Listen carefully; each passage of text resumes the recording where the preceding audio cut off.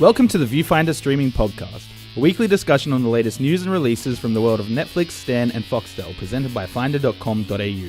Join our hosts Adam, Ali, Sally, and Brody on their journey north of the wall, west of the world, and just south of the upside down. Enjoy! So, welcome to episode 8 of the Viewfinder Streaming Podcast. My name is Brody. With me, I have Sophia. Hey. Adam. Hey, everybody. And Sally. Welcome, Sophia. Sophia is joining us for the first time. She's our glorious sub-editor here at Finder. Shooting so off much more. overseas soon, so I'm glad we got to do this before you go. Yeah, woohoo. Woohoo! Yeah, before you get all cultured and Yes. in Yeah. Berlin, Too good and for you're you yeah, guys. Smoke thin cigarettes and, too talk classy for our low about brow. Sartre and stuff. So today we're going to, as always, run with news up the top. There's a lot to go through, but I'll make it quick. Then we're going to move into what we've been watching this week. We're going to keep it strictly no spoilers because a few of us have managed to check out 13 Reasons Why Season 2. And then after that, we're going to move into a segment defending our Guilty Guilty pleasures. Whoa, I Don't nearly judge forgot. me. We've been flip-flopping Please on the Something- theme that's of this week's big episode. coming from you. Sally It's McJudgy different Pants. when we're Yeah. talking about RuPaul, okay? Anyway, let's move on. We'll take so this outside car park later. first up, I want to talk cancellations. There's been quite a few over the last week, and it's just a growing list. So I'm going to run through it really quickly, and if anybody's particularly upset about any of them, pipe up and let us know. But Make a sobbing sound. yeah, exactly. Maybe we can can that as well, the sobbing sound. Add it in post. Yeah, that's right. So Save us some time. with Fox, the cancellations, we have The Exorcist. I had no idea there was an Exorcist TV show. Oh my good! Oh, it a was TV really, show. It was really good. What? Like I watched. Okay, full disclosure, I watched like half of the first season, Okay. but it was great. No wonder it's cancelled, Adam. Yeah, exactly. People like me, basically, that, How will you that know don't how it support great ends? shows. Yeah, exactly. I assume the devil wins. Like, He's Doesn't like, he always? We've also got The Last Man on Earth, which I'm personally pretty upset about. oh but man, that's sad. yeah, same thing. Admittedly, I've only watched up to the end of season 2. Yeah, There's a same. running theme here. Yeah. It's our fault. Yeah. We're sorry. It's our fault. But a We're wonderful, bad- wonderful show. We're bad TV viewers. Lucifer, which I don't personally care about, but I know is very popular. Then New Girl, which has been around for a No. while now. Zoe Deschanel's About time. I'm come- happy. yeah, I'm yeah. happy. Yeah. Agreed. And the last one on that list was Brooklyn Nine-Nine, which of course has been brought back by NBC. There's a really good article written over on CNET from Mark Serrels about, looking at this list and the shows that have eventually been brought back due to like fan uproar, like Arrested Development, Futurama, never quite come back as good as they were. Is it is it actually worth? Look, I'd argue that on Arrested Development. Oh, Season 4 got a lot of flack. I think it's the most mature season of the show, okay. and I think it's the essence of everything that show is about. Okay. Yeah. I would like to give the remix a try. It's great. because It's great, but as I yeah. mentioned in an episode before, that was one of my problems. Like from the get-go, was the mixed up chronology. And Yeah, but I like kind of the Rashomon storytelling. yeah, You know. yeah. And you lose that a bit with the remix, but it is really good. It feels more comfortable for Arrested Development. If you've been an Arrested Development fan, like it feels much more familiar. Okay, good. But no, I thought season 4 is absolutely tremendous. Okay, cool. I'll give it another shot. Unknown for Fox, Prison Break, and X-Files. Yeah. Ooh. Oh, that didn't Such last high long. hopes for X-Files, and it just didn't happen. It's funny. Fox is great at giving really interesting, edgy, like high concept shows a chance, and terrible at promoting them and keeping them alive. Yeah, that's right. Yeah, there was so much hype, especially for X-Files I found beforehand, Yeah. and then just during and after, nothing. I remember when I found out that X-Files, I knew that it was in the works, but I got an email from Foxtel like maybe like 2 weeks after it released, and it's like, hey, catch up on episodes like 1, 2, 3, and I was like, what? Yeah. It's back?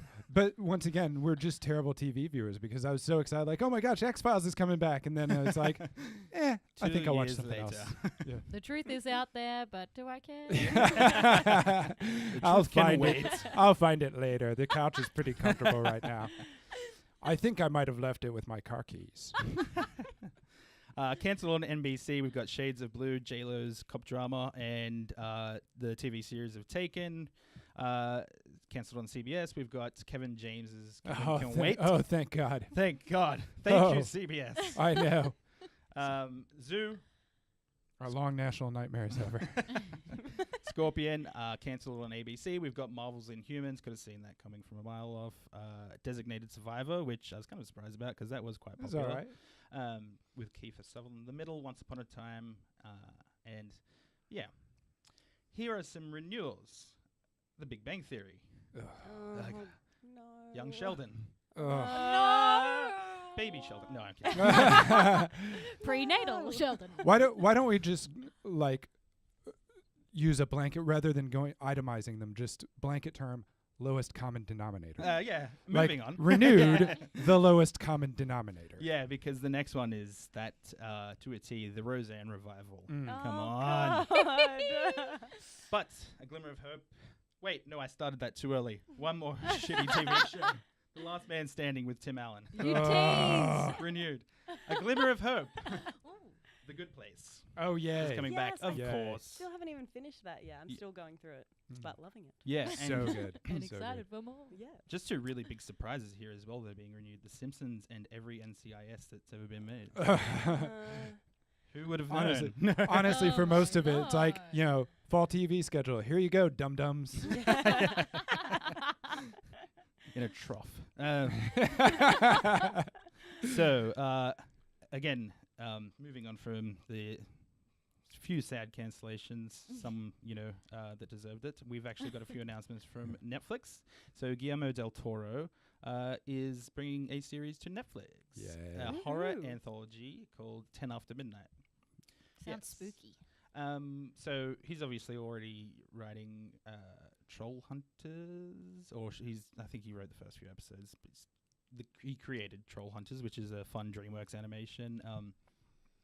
I've actually got friends who are telling me to get into it. They're really, really enjoying it.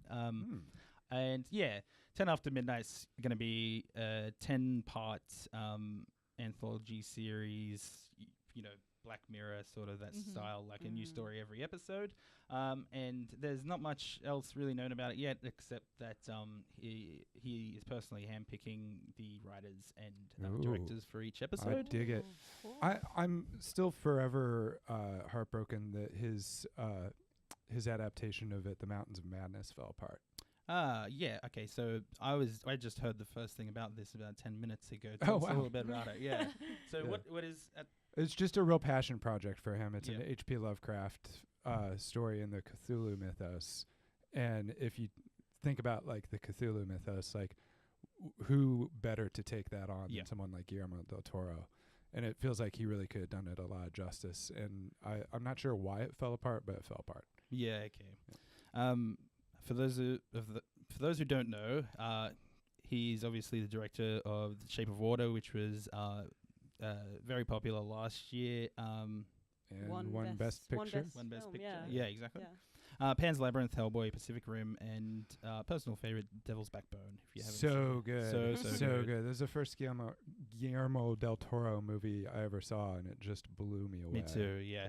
I think Pan's Labyrinth, then Devil's Backbone for me. But yeah, I'll look up if you can stream it in Australia after this and add it to show notes. Next up, Netflix has also signed RuPaul for an upcoming comedy. But this is scandalous, isn't it? Yeah. Because it's on Stan at the moment. Yeah, it's like Yeah. RuPaul is like Stan's biggest Yeah. TV show nearly. Yeah. So Thanks to me. God. Yeah. Rewatching every episode every day. If only we had devoted some of that time to like something like Last Man on Earth. If Yeah. you'd just taken a few moments out of your RuPaul's Drag Race schedule, your busy RuPaul What? schedule, just to devote to one or It two is of these other packed. shows, they'd still be here. It's packed back Yeah. to back. In between, Uncut, All Stars. Like, come on. It's Are there multiple it's shows? Sally's fault entirely that these shows were canceled. But I'm it's gonna blame RuPaul too. If you're listening. Don't you RuPaul is dare. blameless in all this, really. You know, like Don't defend Sally. yeah. 10-part comedy series called AJ and the Queen, co-created by Michael Patrick King, who's known for Sex and the City, apparently. I don't know. It's the first time I've heard his name. So RuPaul will star as Ruby Red, bigger than life, but down on her luck drag queen who travels across America club to club in a rundown RV with a scrappy little sidekick named AJ. RuPaul will also perform a killer musical number at every drag club. Amazing. Yeah. It basically sounds like throughout the seasons of RuPaul's Drag Race, they always have acting maxi challenges, and they always have like cheesy as fuck plot lines like that, and I can't wait. It's gonna be amazing. I'm expecting many like her forte is like the fake slap, so I'm really excited to see RuPaul A lot of that. get that in. A lot of drama. Yeah, so I've obviously been watching a little bit lately after Sally's recommended it for about 3 years now. And yeah, I think RuPaul is actually hilarious and has like really good comedic timing. So I'll definitely check it out. Yeah, so that's it for the news. We really powered through that. When we're back, we will talk about what we've been watching this week.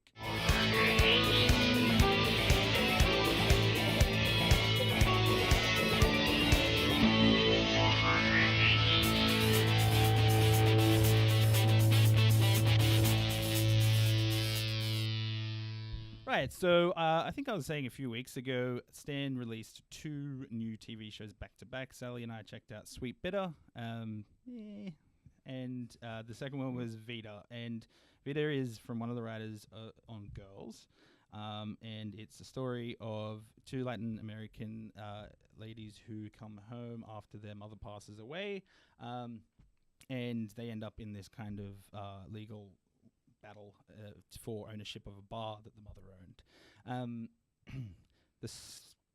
Whereas Sweet Bitter, I might return and check it out, so give it a chance, but I don't think I can go back to Vita. It's just every single character is horrendous, and like to the point where one of the primary characters is just like throwing around like homophobic slurs, and like they recognize that it's a they like call her out on it. Yeah, but like it's a flaw. Wait a second. Are you saying that the creator of Girls came out with something something utterly tone deaf, masquerading as progressivism? I know. I was just as surprised as you. Yeah, that is shocking.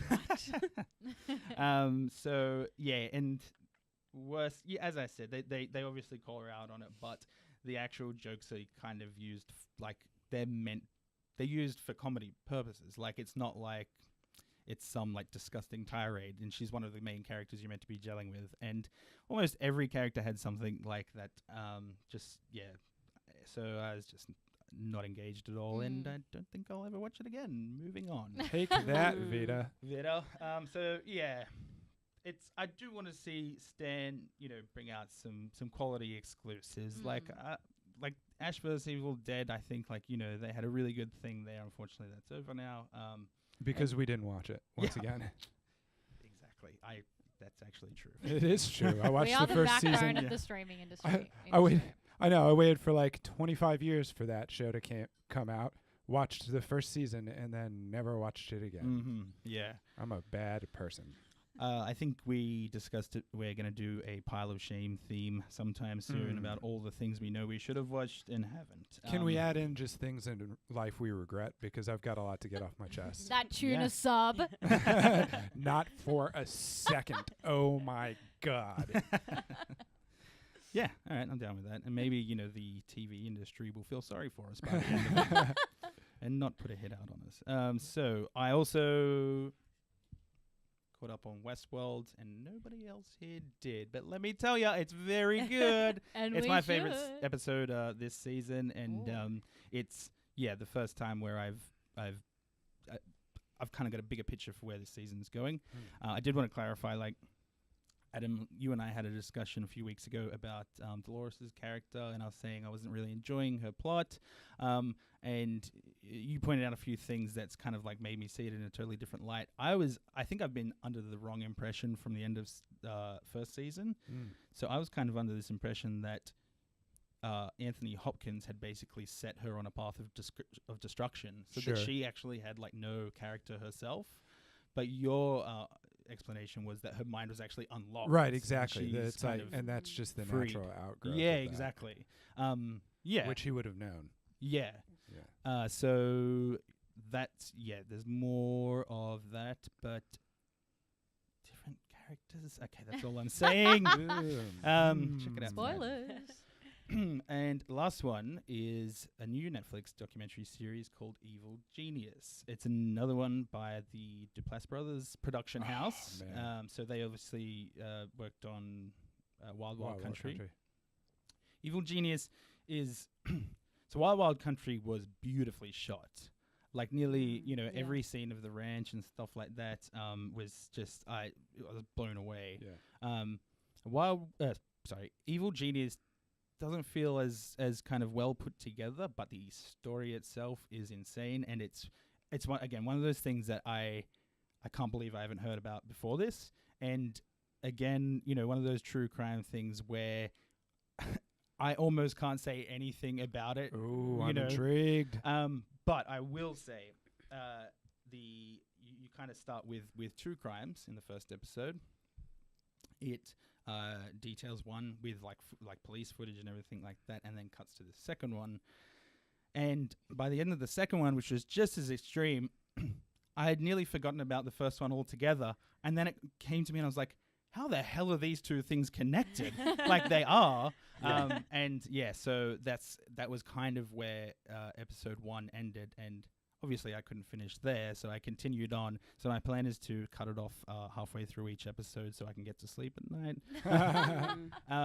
But yeah, check it out. There is one small issue that I have with it, and it's that there is a scene with real life footage very early on that is some incredibly shocking stuff, and I was not ready for it. I do think like should have been like signposted like at the start. I mean, obviously like there's the shock of it that there, which is part of the documentary itself. But I myself, my girlfriend Sarah, and my friend were watching it, and we sat there for about 5 minutes after this thing happened, all in silence, and then someone just paused the episode, and they're like, "That was crazy. Like, have you guys been thinking about this the whole time?" And I'm like, "Yeah, I think I need to take 5 minutes." And then like we woke up this morning and kept talking about it. It was really shocking. Wow. Yeah. So just kind of to segue in, one TV show from Netflix that has I'm not to say because I have not actually seen it, but I've been told handles that kind of trigger warning, signposting quite well is 13 Reasons Why. 13 Reasons Why season 2 comes out this week, but Sophia and Sally, you've both managed to check out a few episodes of season 2 early. Adam, you've seen season 1. I made it through like halfway through episode 1 and just found it wasn't for me, not for any particular reason, just not my kind of show. But yeah, how are you finding season 2 so far? So I've watched maybe 8 or so episodes of season 2, so probably like 2/3 of the way in. And just for anybody who hasn't watched it, the first season, the story begins after high school girl Hannah Baker, lack of a better word, kills herself and leaves 13 tapes behind, basically each one addressing a different person that I don't want to say is responsible, but, she, had relationships, friendships, whatever, with that, potentially impacted what happened to her. So the previous season, each episode kind of goes into the story of each tape, whereas season 2, it's kind of the aftermath of after everybody's heard their tapes. It's been a few months now since Hannah passed away, and everything's been taken into court, and basically her parents are trying to sue the school for negligence, after Hannah left many, cries of help out and, you know, was bullied by her schoolmates and stuff like that. So rather than the tapes this season, it's like each episode is like a different, you know, witness or person involved in the case in court, and that kind of like drives the storyline. Obviously, with a show like that, you know, it kind of comes with the territory that there's going to be, you know, I guess like footage of, you know, some of the more traumatic experiences of Hannah's life. And unfortunately that involves, you know, things to do with like sexual assault, bullying, self-harm, and then obviously suicide. And I think while that was acclaimed for like being so raw in the first season, it was also like really widely criticized, because as much as there's trigger warnings at the beginning of some of the episodes, I don't know if that's like necessarily enough, or maybe just like the way that they actually presented it in the show should have been more thoughtful. Yeah, look, the first season got a lot of criticism for kind of glorifying and romanticizing suicide. And I certainly 100% understand that criticism. I don't think that it's baseless at all. That's not the message I took from it at all. Like, I really enjoyed the first season. And I think that what resonated with me was more the message that, like, the things you do and the words you say have an impact on people. And that, you know, like, you may not know how powerful of an impact they have. And so just treat people kindly, you know, like, that's kind of what I took away from it. But then I'm also not, you know, in the headspace of someone who could be watching that, who could be in a very vulnerable spot. Exactly. And that's exactly what I thought too. Like, I watched it and really enjoyed it, was really moved by it, you know, like, was very upset by the story. And it wasn't until after that I really thought about it and, you know, read articles about it that I was like, holy shit, like, if people have gone through this, like, this could be really triggering for them. Or, you know, if they're going through it right now, you know, seeing depictions of people being raped or people hurting themselves, you know, it's, well, and it's kind of like, you know, this, it's kind of like this revenge fantasy from beyond the grave.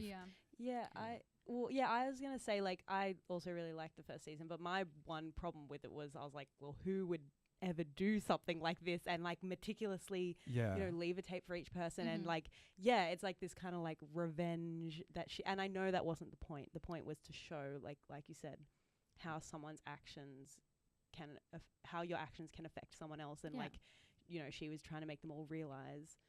But, I can definitely see how it's, like, a bit problematic. Like, for someone in a really vulnerable position, it could kind of, you know, it could kind of, like I said, romanticize the idea of that, like, oh, you know, that this will show them.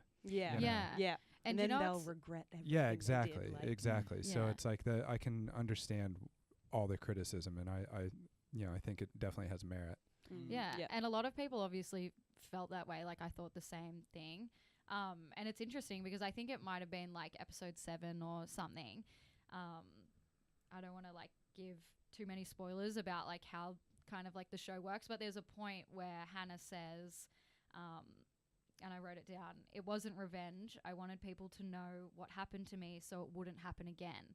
So I don't know if that is necessarily, you know, a way to just like progress Hannah's character and to show like, you know, her motives behind doing it. I think it's also the show like covering their ass a little bit. Yes, definitely. But that is episode 7 into season 2. So Oh, that's season 2. Yeah, that's season 2. You were saying season sorry, 1. Sorry. That was season 2. So I literally watched that episode last night and I was like, whoa, like I paused it and like went back and rewatched it. And I was like, that's really interesting. So you're like 20 hours into a TV show before it actually tries to deflate the idea that like, oh, this could solve all your problems.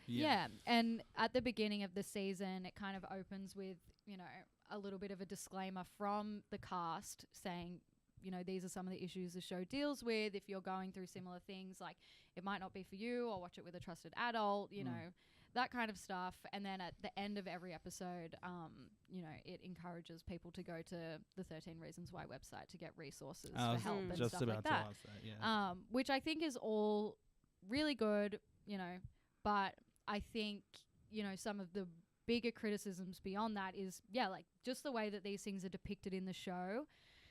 like I can see arguments for and against, because it's like, well, when you see, you know, the scenes of some of these things happening, it's so raw that you're like, shit, like this happens. Yeah, this happens. You know? Yeah. This happens, and it's drawn out and it's horrible, and you know, like it isn't just like a statistic or something, which is how we often see it. But then at the same time, it's like, should I be worried about like people like me getting impacted by this, being like, wow, like, you know, the things that you say and do like really do impact people, like blah blah, like reinforcing all of those things? Or should I be more concerned about the people who are in a vulnerable position, who are watching this and getting you know, potentially triggered or, you know, affected and stuff like that? And there are actually, like, in some of the episodes, some of the characters actually go through like triggering moments, and you see them having, you know, anxiety attacks and like going through things, and it's just like, it's pretty interesting. Yeah, so I think that's where like the line is.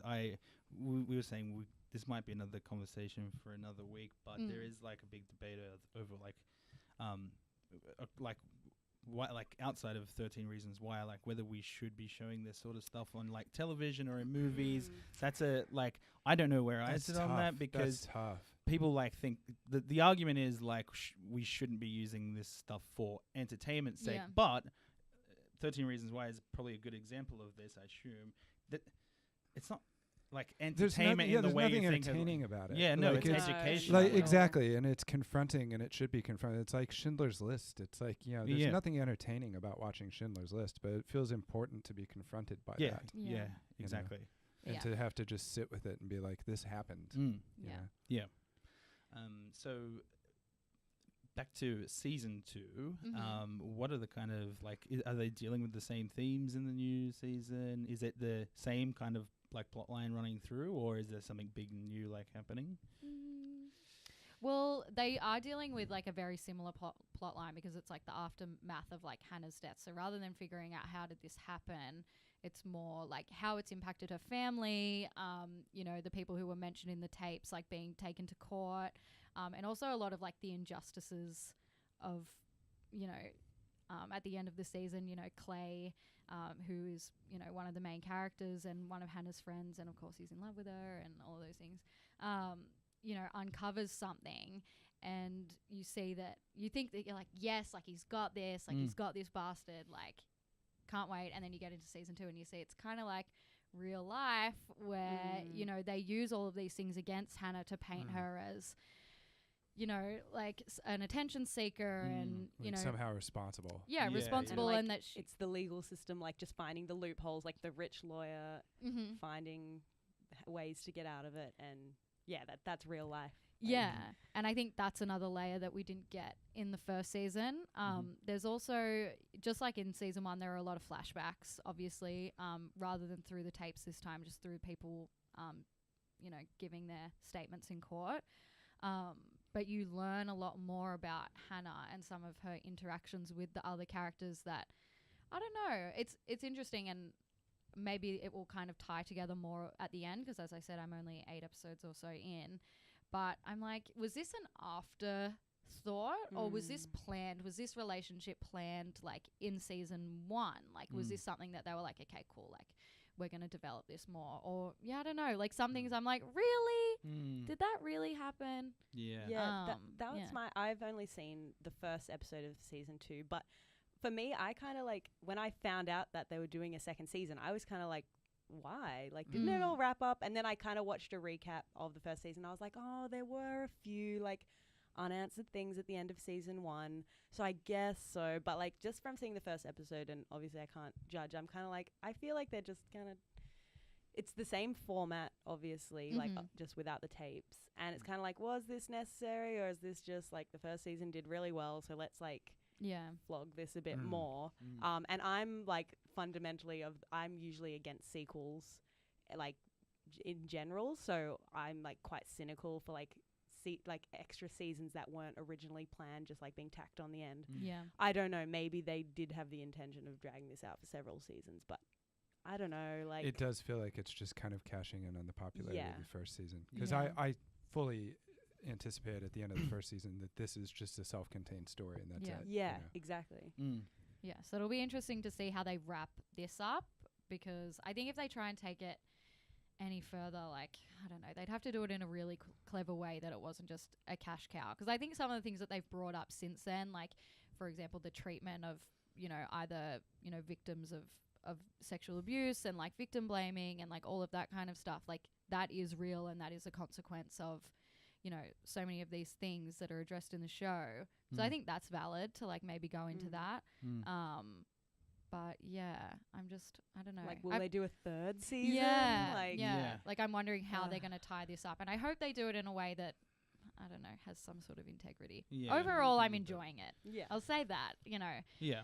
And it still does have some of the problems that I think it had in the first season. So I think that, if you were affected by season 1, or, like if you do think that you might be like triggered by some of the things, I would just say don't watch it. Yeah. I just don't think it's worth it. Yeah. Yeah, right. The it's an interesting one. Yeah, as you're saying, we were talking about it last week with seasons that stand alone, as their own thing. That's like some of the best TV shows. While the creators like obviously plan ahead for 3 or 4 or 5 seasons, Neil Gaiman was talking about this on Twitter the other day. He was saying every TV writer plans ahead to at least 5 seasons. Yeah. Whether they've got it written down or they have like a loose plan in their head. He's like, but you're never guaranteed that, so you've kind of got to make each like season a self-contained. Yeah. But always be prepared to like let it go on. So I thought, I was going to say, because, again, when I initially saw, they're doing another season, I thought maybe it was going to be like a new story, which I thought could be a good idea. Like, do a different... almost like an anthology. Yeah, like do a different, like, issue, or I don't know. I mean, maybe that would just be like, you're doing it the same thing like again. But like, issue or something, something like another kind of high school issue, or another case of like bullying gone wrong. I mean, it's always doesn't go right. Yeah, it's so rewarding when it goes right. Like when you bully someone, you're like, man, that worked out so well. Like honestly, we're all kind of winners out of that scenario. This is a really lousy comparison to make for a TV show. I don't mean anything like to be distasteful, but Degrassi Next Generation, right? It dealt with for teenagers some pretty heavy stuff, but at least in Australia, I don't know if you remember, there was like a presenter on the ABC who would talk before and at the end of the episode about the issues presented, and like if you're dealing with any of this, like all kinds of advice and like people you can talk to and stuff like that. I just thought that was such a good way to handle those types of shows, especially for teens. Did he in every episode was he like, and as I always say at the end of every episode of Degrassi, you keep an eye on that Drake fella. he's going places. No, didn't he get shot or whatever? Like, yeah. When came back to life. So when we're back, we're going to talk a little bit. We're going to defend our guilty pleasures. So that's TV shows, movies, things that we personally enjoy, but other people either dislike or just ravage furiously. So let's hope there's a little bit of that. We'll be right back.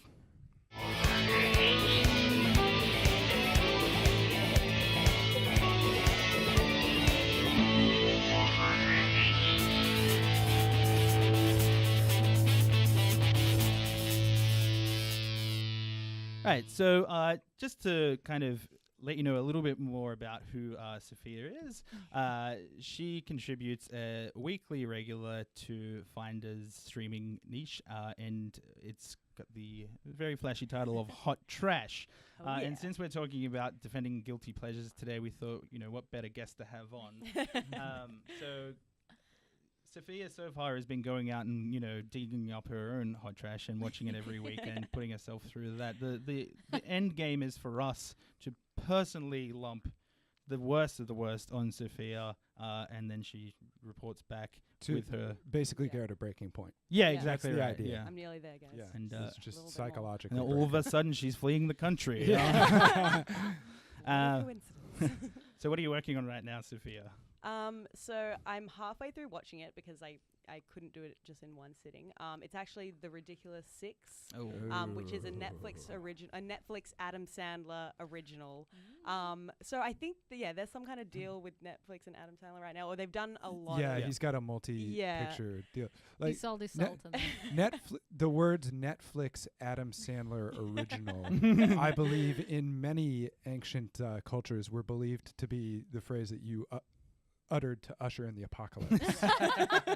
Like, that's what breaks the seventh seal. I was going to say, if you switch it around, you're like, Netflix original Adam Sandler. Adam Sandler. Ooh, a Netflix original. Adam Sandler. Well, I feel like originally, like, I'm a fan of the Adam Sandler classics. Like, I grew up with them. Of course. Happy Gilmore, Billy Madison. But, since there was a few good ones at the beginning, and now it's kind of, he's just petered out a lot. He hit this inflection point where he started sleepwalking through every movie he was yes. in. And that's the thing, is it's like, I'm old enough to remember when Adam Sandler was a promising young comedian that was basically absolutely all the rage amongst my age set. That it's like, that was like Adam Sandler's first comedy album, What the Hell Happened to Me, was like that thing traveled around like my school, like some sort of holy grail of comedy, you know. And it was like this cultural touchstone for people my age. It really was. And like at the time, he was so fresh and interesting and funny and clever. And I know it sounds weird to say that about, Adam Sandler, but he was like, movies like Billy Madison and Happy Gilmore are really clever in their own kind of dumbass way. Yeah. Like that kind of brand of humor. It's just as though he hit some point where he's like, fuck it, I'm rich enough. I don't actually have to, like, I can just show up. I don't have to change out of my khaki cargo shorts or my thongs. Like, I can just kind of like sleepwalk through this movie and get paid like $20 million. Yeah. Yeah. I would say that the only Adam Sandler movies worth watching these days are the ones where he is actually playing that character who is sleepwalking through life. Yeah, absolutely. He's great in those. Like, he was.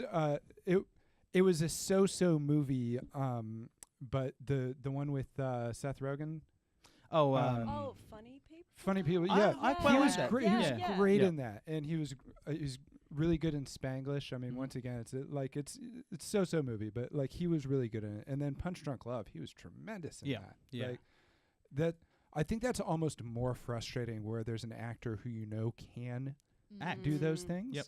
And they just choose not to, and most of the films are in. Yeah, it's like Nicolas Cage. Nicolas Cage can act, but most of the time he decides to just be totally a lunatic.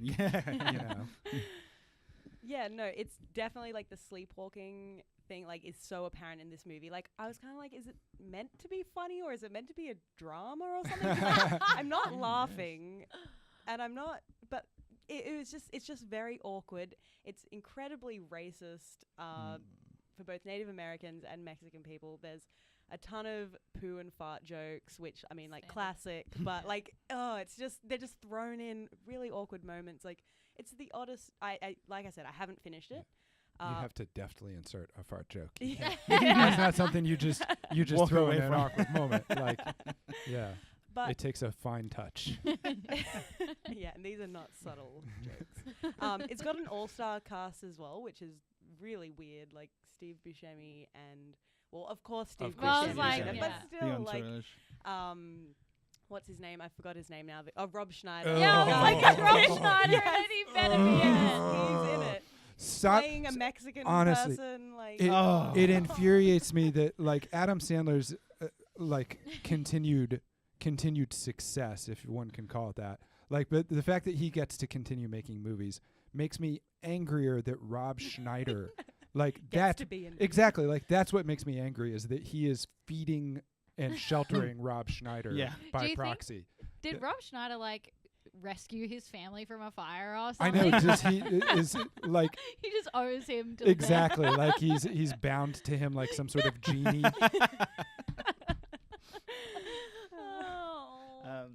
Imagine, like, you know, Adam Sandler catches the cab to the airport and Rob Schneider's like clung to the bottom instead of paying Cape the Fear fare. style. Yeah. Yeah. Honestly, like Rob Schneider has never even been accidentally funny. Yeah, I know. I actually love the hot chick. That should be my guilty Ah. pleasure. So good. Guilty pleasure. Amazing. I will say, sorry, amongst this like absolute train wreck, which is Adam Sandler's Netflix deal, you check out the Meyerowitz stories, Netflix original. It's again, that's Adam Sandler doing drama, and he does a fantastic job in that. If you ever get a chance, yeah. And in defense of Rob Schneider, there's some legitimately funny moments in The Animal, but none of them involve him. Norm Macdonald's bit in that movie. He's in it for like 2 minutes, and it is some of the funniest stuff ever. Like, it's hilarious. Oh, Rob. But that's because it's Norm Macdonald. Yeah, exactly right. Yeah, that whole group has done well with Norm Macdonald by their side. I think. Yeah, Like, yeah. He lifts their game. Yeah. Considerably. yeah. He was one of the first people that came to mind when you mentioned Billy Madison before. Yeah. Yeah. Yeah, like that whole kind of crew, Mm. like, and that brand of humor. Norm Macdonald kind of epitomizes that brand of humor in a really intelligent way, Mm. and like he's actually managed to sustain that, like, and be consistently funny, throughout his whole career. 'Cause I think he doesn't go for the easy lowest common denominator stuff, but he's still that kind of goofy idiot, just dumb fart joke kind of guy, Yeah. but in a really classy, smart way. Yeah. So next we'll keep an eye out for the Ridiculous 6 Hot Trash. Yeah. Once I finally get through it. Good luck. And currently on the site we've got a Hot Trash for Wolf Creek 2, which I really enjoyed. One for Catwoman, that's the latest one up. Oh, You've wow. got to check that out. Oh, It's God, I'm so fantastic. sorry. Oh, look, that one was actually, I'd say, the best of them so far. That just tells you. Wow. Yeah, and the first one was The Titan, which was a Netflix original. Oh, God. So check those out on the site if you get a chance. I'm gonna give my binge. My binge. Well, how can I not nail this topic down? My guilty pleasure. Oh my God. So I've got two. So the first one is something that I always say I'm this person who doesn't like reality TV, and like most of the time that's true. But then like every now and then, I guess that's reality TV, isn't it? This is my reality. Yeah, I so love reality TV. So obviously the first one was Queer Eye, which is not a guilty pleasure because I think that's just hands That's down your fantastic. pleasure, baby. That's brilliant. Yeah. The second one is Terrace House. Have you ever seen Terrace House? So it's basically like Jersey Shore, the Japanese Jersey Shore. And every season's like in a new place. The one that I watched was Terrace House Aloha State. And the reason being was this is when I was in Japan. I opened up Netflix on a kind of a quiet night. One of the only shows with like English dub was Riverdale. I tried one episode of that and couldn't make it through it. So I switched over to Terrace House and I fell in love. So basically it's the same setup, a bunch of randoms living together in a house. And they're all kind of looking for love, looking for, a career opportunity. This one was set in Hawaii. But there's like two things that really stood out about me. First being that they're so damn nice to each other and just like it's ridiculous. There is like if there is any kind of like tension in the house, like it's sorted out immediately with like a sit down meeting. Like I'm sorry I said this to you. Thank you.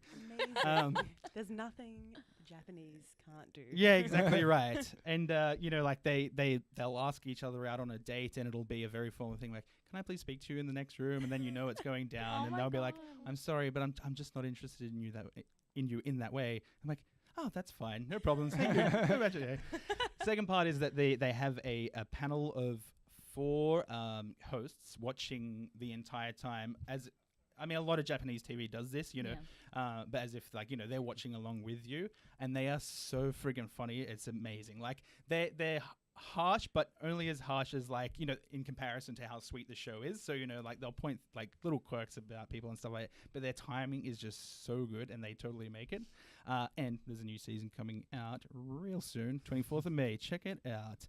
Terrace House opening new doors. Oh. Second one, not as special, and I'm kind of embarrassed to say that I ever fell in love with this, was EastEnders, which is pretty much the UK's Neighbours. It was a good couple of years so pure. at uni when I don't even You're at know the how it lowest of started. lows. Yeah. Oh, man. But I hit a point where I had to get home and watch EastEnders, and I really had to reassess my life. This isn't even something I had planned to talk about, but I watch hundreds of episodes of Home and Away. So Oh my God, yeah, me too. Yeah, I used to be both in Neighbours and Home and Away. yeah, so I get it. junkie. Yeah, get you it. get it. Yeah. Thanks. It's good to get that off my chest. Yeah, so 2 guilty pleasures. I'd say Terrace House is still well worth a watch for anyone interested, because I will definitely be tuning in on 24th of May. But yeah. Adam, do you have a guilty pleasure for I us? do. A And bingy pleasure? this is, I'm so ashamed to admit this, because it's one of the worst movies of all time, and it is objectively a god-awful movie, and I just love it, is Howard the Duck. It is an awful movie, absolutely awful. Everything about it is terrible, but I absolutely love it. And I think I love it because I was exposed to it at such an early age, when it's like HBO at the time was relatively new, right? And they had a very small movie library. And so you could kind of count on, circa 1987, Howard the Duck is going to be on 3 times every goddamn day. And I would watch it every time it was on. Right on. Yeah, and I just loved it. And I think it's like I can't make a great case for it like you did. I think it's just nostalgia. Yeah. More than anything. Mm-hmm. Yeah, because it's terrible. And also my other guilty pleasure is basically any 1980s Arnold Schwarzenegger movie. Oh. And the more kind of like cliched, stereotypical Arnold Schwarzenegger it is, the better. Like Commando to me is the quintessential Arnold Schwarzenegger movie that all the Arnold Schwarzenegger tropes come from. You know, See, it's to like me, that's Twins. I love that one. But no, it's like, the like killing someone and saying something funny afterwards. Like everything that you think of when you think of an Arnold Schwarzenegger movie, that is Commando. Yeah. And it's one of those movies that I've seen it dozens of times. I'm not exaggerating. And every time it's on television, I'll watch it again. Every single time. Yeah. Somebody was throwing around this article the other day, and it's like something ridiculous, like 30 video game covers that have ripped off the Commando poster. There's heaps of them, yeah, because it's a great poster. Yeah, exactly right. But yeah, like, and honestly, it's so sincere, like it's not trying to be campy at all. It is utterly earnest. Yeah. And yet at the beginning, he's feeding a fucking deer by hand. It's like he's sawing and carrying entire trees in this montage where he's doing what? I don't know. He's just walking around like doing random jobs like blacksmithing and shit, just basically to show Arnold Schwarzenegger's rippling muscles. But wait, he has a soft side. Here's his daughter, and they're feeding a goddamn deer by hand. And it didn't mean that to be funny. That's brilliant. That is what makes those sorts of movies so endearing. Yeah. Oh, sorry. Oh, hey-o. Hey-o. See, that right there would have been far above the intellectual level of Commando. No one thought that deeply about Commando. You've just earned yourself a 6-figure Netflix deal. This is a movie wherein at one point Arnold Schwarzenegger throws a circular saw blade like a frisbee, and it cuts off the top of someone's skull. Oh, brilliant. And I it's love time for a rewatch. Oh man, We know what Adam's you doing will tonight. not be disappointed. Well, I think my guilty pleasure probably isn't going to be that surprising. I will say that you did mention Riverdale, definitely a guilty pleasure, but we'll talk about that more another time.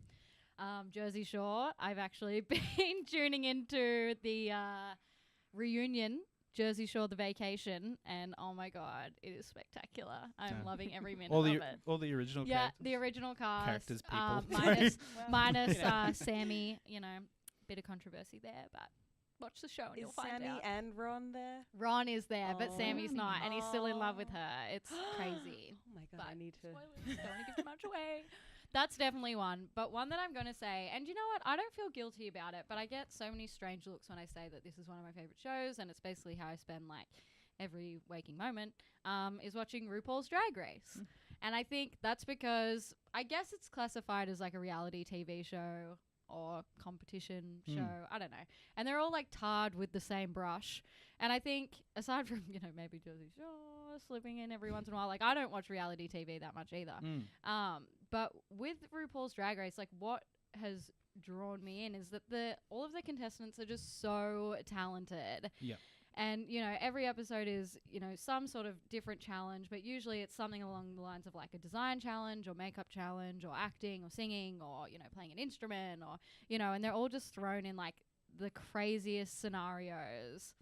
And they're all doing it in fucking drag. Like, I feel like if it was, if this was like Australian Idol or something, people would be like, oh my God, like this is crazy. And it's like, yeah, but not only are they doing that, like they tucked for the gods, full face of makeup, wigs, like, and I follow a lot of, like behind the scenes RuPaul's Drag Race Instagram accounts, and, apparently like filming even just like when they're standing on the main stage being judged, those sorts of like scenes, which in the episode, might take 5 minutes, they record for like 5 hours and they're just standing there in these heels, like under stage lights, just sweating and like struggling.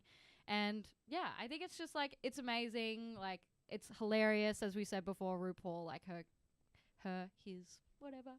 Comedic timing is just like, so on point and like so puntastic every time. And yeah, like I said, I don't feel guilty about it, but I don't think you should. Not at all. I don't think you should.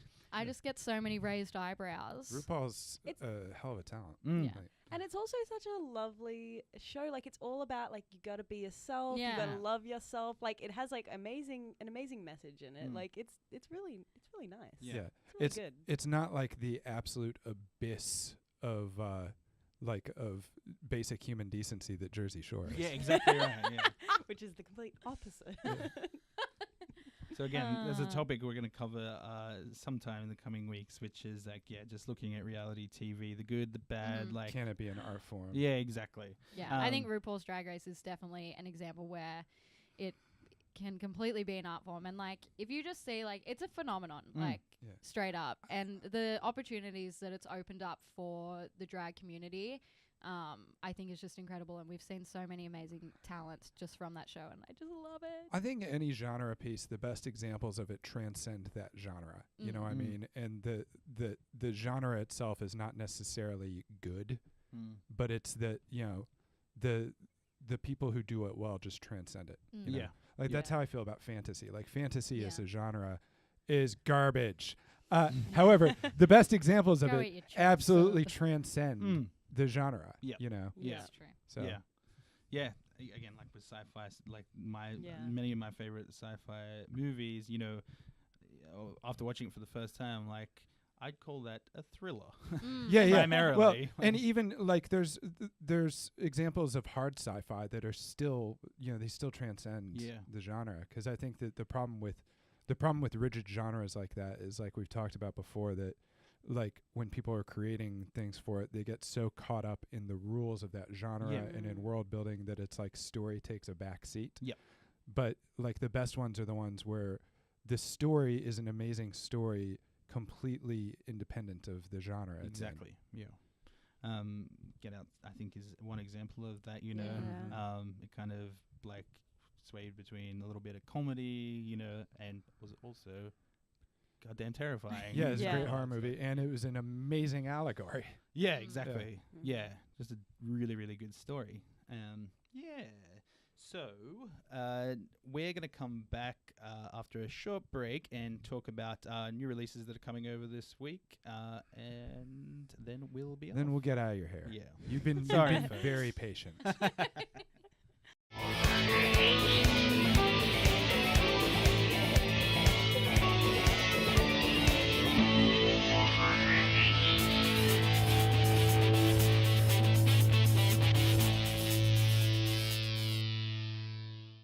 thank you for listening to us confess, our guilty pleasures, and we would love to hear all about yours. I'm certain you think less of us now, and that's okay. That's we deserve it. Didn't think that was possible, but here we are. Unless, any other fellow Eastenders fans out there, catch me on the Facebook group. I would ask if there are after the fellow show. Howard the Duck fans out there, but I know that's like statistically that's Only Impossible. verging on impossible. Yeah. It's just you. Yeah. Yeah. Just you. Yeah. Like people like George Lucas, I'm sure, like would be like, you like Howard the Duck? That was a piece of shit. No one likes that. So next week, we've got a few new releases. We're going to try our best to catch up with a few of them. Cargo should be coming to Netflix Australia, which is I don't know what you'd call it. It's been adapted from a Tropfest winning short film starring Martin Freeman, set in Australia, where it's a zombie story With a heart. Yeah. So I'm not sure exactly how much to give away here, but I'll lay out the premise of the short film at least. So at the start of the short film, it's very obvious that there's a zombie apocalypse. Scene is a car crash. Two parents in the front, and the mother has passed away, and the father realizes that he's been bit. And in the back is their newborn child. So yes, all right. It's definitely not going to be for everybody. It's going to be a bit of a tough watch, but I will say that while it was a hard watch, the short film, the father's kind of drive, to just make it to somewhere safe, was like really, really touching. Oh, Jesus. Yeah. That sounds tremendous, and there's no way on earth I'm going to watch it. Yep. There's no way. Yep. Not for the dads in the room. No. Yeah, exactly. So maybe for the dads who don't love their kids. So if you're out Or there don't and you're love like, their wives. yeah, if you're out there and you're like, oh, I don't really love my kid. If your guilty pleasure This is might- not loving your Exactly. children, This might be the isn't for you. perfect film for you. you're at the next family barbecue, and somebody's like, I think my favorite film's Cargo, and they look off in the distance wistfully. Yeah, we've also got what everybody's been waiting for, the royal wedding. Not that we're going to be watching that, but we might be Yeah, ragging we on it a definitely little. won't be watching that. Guilty pleasure. What? Might have watched the last one.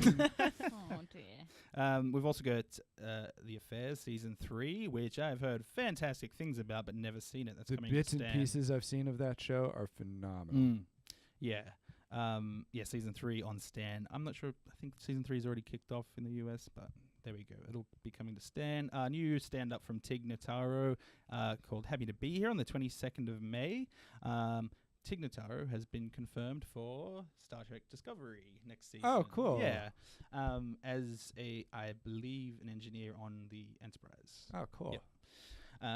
We've got Archer Season 8 coming to Stan as well, if anybody's interested there. A new Netflix series called Explained, which is it's a partnership between Vox and Netflix, where they explain a fad every episode. Oh. So the first three they've listed are cryptocurrency, relevant to the Plug Hodl That Thought podcast. Tune in, everybody. Tune in. K-pop, I'll be watching that. Oh my god, yes. And why diets fail. So there we go. It looks kind of interesting. I feel like I can answer that. Yeah. And then on the 24th of May, drop everything. Terrace House is opening a new door on Netflix. Yeah. Thanks for joining us. We'll see you next week, where there's also going to be some chat, hopefully, about Fahrenheit, which is coming to HBO, the adaptation of Fahrenheit 451 with Michael B. Jordan and Michael Shannon. What a cast. Such good casting. Such good casting. Mm-hmm. Thanks for joining us, Sophia. And You're a welcome. reminder to check out Sophia's regular column on Finder, Hot Trash. Yeah, read it. Thank you. See ya. Bye. Thanks for listening to the Viewfinder podcast. You can find the latest streaming news, reviews, and roundups at finder.com.au/streaming. Follow us on Twitter and Facebook at Finder Tech, and email your questions and feedback to view@finder.com.